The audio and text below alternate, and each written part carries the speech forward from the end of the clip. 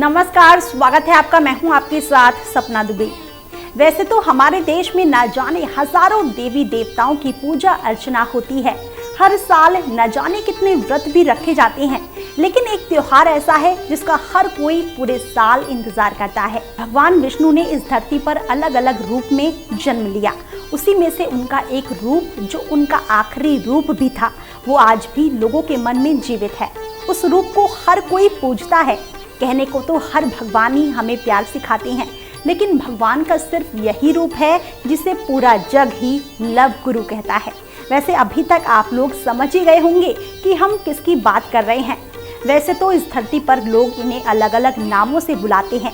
कोई लड्डू गोपाल कहता है, तो कोई कृष्ण, तो कोई कान्हा, तो कोई बाल गोपाल राधे श्याम, देवकी नंदन, द्वारकाधीश, गोपाल गोविंदा कहता है। कृष्ण के जन्म के लिए हर कोई अपनी पलकें बिछाए इंतजार करता है। श्री कृष्ण के जन्मोत्सव को पूरे देश में बड़े ही हर्षोल्लास के साथ मनाया जाता है। आगे आपको और जानकारी दें उससे पहले आप हमारी वीडियो को लाइक और शेयर जरूर करें। साथ ही और भी ऐसी अपडेट्स के लिए आप बेल आइकन को दबाना ना भूलें। अब आपको और जानकारी देते हैं कि हिंदू मान्यताओं के अनुसार सृष्टि के पालनहार श्री हरि विष्णु के 8वें अवतार श्री कृष्ण के जन्मोत्सव को जन्माष्टमी के रूप में मनाया जाता है। इस पूरी सृष्टि के पालनहार विष्णु ने इस दिन अपने 8वें अवतार श्री कृष्ण के रूप में धरती पर जन्म लिया था। देश के विभिन्न हिस्सों में इसे अलग अलग तरीके से मनाया जाता है। इस दिन मंदिरों में सुंदर सुंदर झांकियां निकाली जाती हैं। साथ ही श्री कृष्ण जन्माष्टमी के दिन भक्त पूरे दिन व्रत करते हैं और रात ठीक 12 बजे अपना व्रत खोलते हैं, जिसके पीछे भी एक कहानी है। दरअसल श्री कृष्ण का जन्म भाद्रपद यानी भाद्र माह के कृष्ण पक्ष की अष्टमी को रोहिणी नक्षत्र में हुआ था। कृष्ण का जन्म आधी रात को हुआ था, इसलिए पूरा दिन व्रत करने के बाद आधी रात को श्री कृष्ण की पूजा करने के बाद ही व्रत खोला जाता है। कृष्ण के अष्टमी में जन्म होने के कारण ही उनके जन्मोत्सव को जन्माष्टमी कहा जाता है। गोकुल और कान्हा जैसे एक दूसरे से जुड़े हुए हैं, इन्हें कभी एक दूसरे से अलग नहीं किया जा सकता है। गोकुल ही वो जगह है जहाँ पर कृष्ण का बाल रूप बीता था। गोकुल की गलियों में ही श्री कृष्ण खेले थे, इसलिए श्री कृष्ण के जन्म की तैयारियां यहाँ महीनों पहले से शुरू हो जाती हैं। हर कोई श्री कृष्ण के रंग में डूबा नजर आता है। गोकुलवासी इसे सबसे अलग अंदाज में मनाते हैं। गोकुल में कृष्ण के जन्म से पहले ही गोकुल में उनकी खुशबू छा जाती है। लेकिन एक बात है जो गोकुल में सबसे अलग है, और वो ये है कि सभी जगह कृष्ण के जन्म के छठे दिन कृष्ण की छठी मनाई जाती है। लेकिन गोकुल एक ऐसी जगह है जहाँ पर कृष्ण जन्म से एक दिन पहले उनकी छठी मनाने का रिवाज है। ये बात जितनी आश्चर्यजनक है, इसके पीछे की कहानी उतनी ही दिलचस्प भी है। दरअसल भगवान विष्णु के जन्म के बाद उनके पिता वासुदेव यादव उन्हें अपने दोस्त नंद जी के घर छोड़ आए थे, क्योंकि वासुदेव और देवकी की शादी के दौरान ही एक आकाशवाणी के जरिए देवकी के भाई कंस को पता चल गया था कि उसकी बहन की संतान ही उसका अंत करेगी।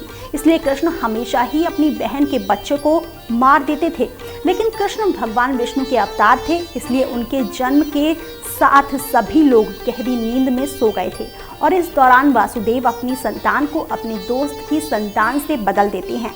कंस को जैसे ही ये बात पता चलती है, वो कृष्ण को मारने के लिए राक्षसी पूतना को मथुरा और गोकुल के उन सभी बच्चों को मारने का आदेश देता है जो 6 दिन के होते हैं। श्री कृष्ण के जन्म को 6 दिन पूरे हो चुके थे और गोकुल में यशोदा मैया के घर उनकी छठी पूजने की तैयारी चल रही होती है।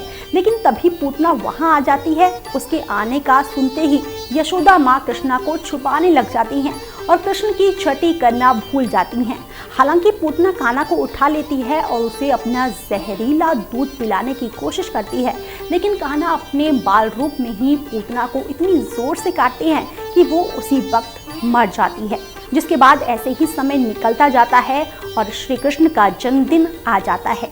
यशोदा मैया ने गांव के सभी लोगों को बुलाया, लेकिन सभी कहते हैं कि कृष्ण की छठी नहीं हुई है, इसलिए उनका जन्मदिन कैसे मनाया जाएगा। जिसके बाद ब्राह्मणों से सलाह लेने के बाद कृष्ण के जन्मदिन से ठीक एक दिन पहले कान्हा की छठी की गई, जिसके बाद बड़ी धूमधाम के साथ अगले दिन कान्हा का जन्मदिन मनाया गया था। तभी से गोकुल में श्री कृष्ण जन्माष्टमी से ठीक एक दिन पहले कृष्ण की छठी मनाई जाती है। वैसे भगवान कृष्ण को सिर्फ भारत में नहीं बल्कि विदेशों में भी पूजा जाता है। वैसे विदेशों में किसी भगवान की इतनी मान्यता नहीं है, लेकिन सिर्फ कान्हा ऐसे भगवान है जिन्हें विदेशों में भी लोग अपना आराध्य मानते हैं। फिलहाल इतना ही, बाकी ऐसी और वीडियोस के लिए आप चैनल को सब्सक्राइब करना ना भूलें। आप देख रहे हैं नेट्रिक न्यूज, साहस सच कहने का।